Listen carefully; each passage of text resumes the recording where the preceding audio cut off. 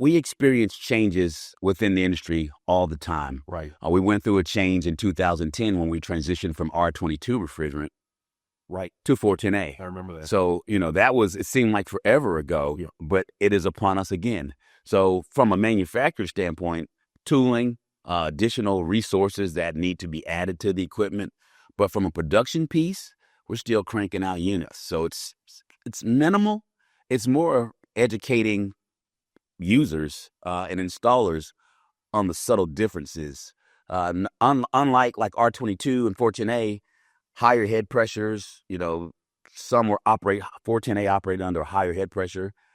Kind of similar with 454, but there is no changing. There's no interoperability. You can't, you won't be able to use both. Yeah. It's one or the other. So there won't be a mixture with this process. Are you guys, I'm sure you have an education team that goes out, or is that you in the field helping guys? No. So technically our distributors and field service representatives, the FSR is the key cog to a lot of stuff.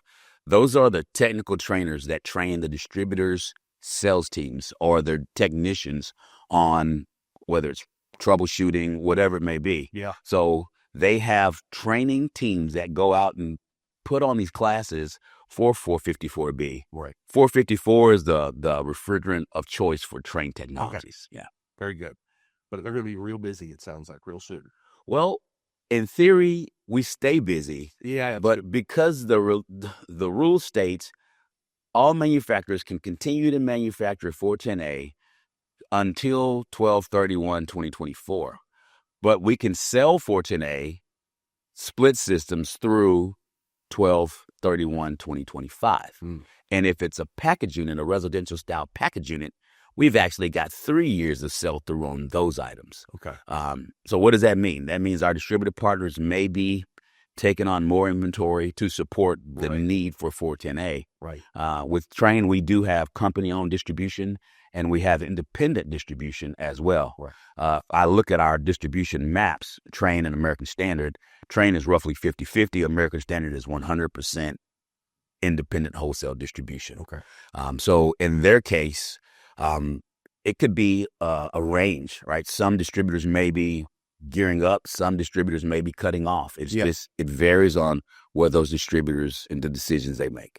Is this new refrigerant going to be more expensive for contractors and obviously homeowners as a result? If I think how R22 impacted 410A, I would say over the long run, 454 will probably be less expensive. Okay. But if you're buying it current state, yeah, I guarantee you distributors are probably having fire sales on 410A.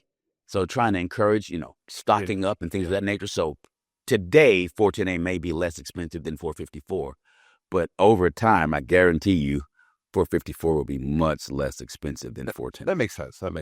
This new refrigerant's a little more fire, it's a little more hazardous, right? Correct. So how do you guys keep an eye on that, make sure it's safe?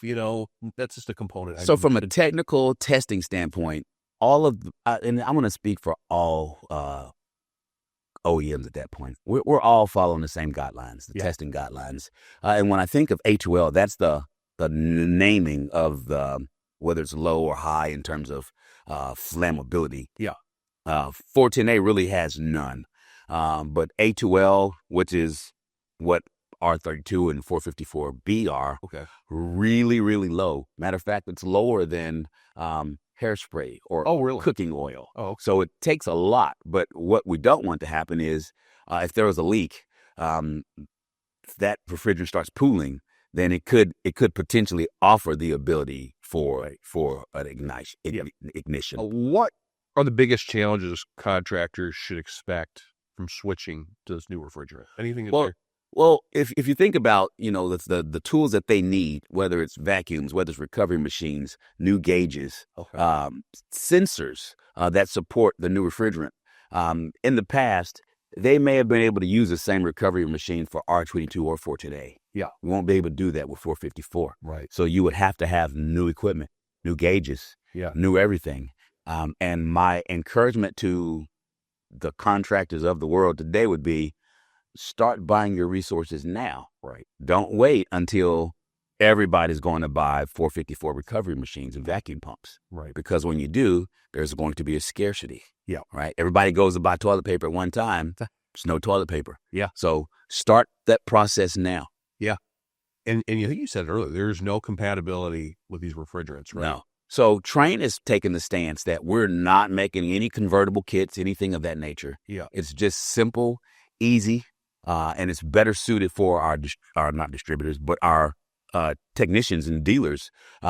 We've got one sensor, we've got one board that will fit all of our units. Okay. So one detection system, period.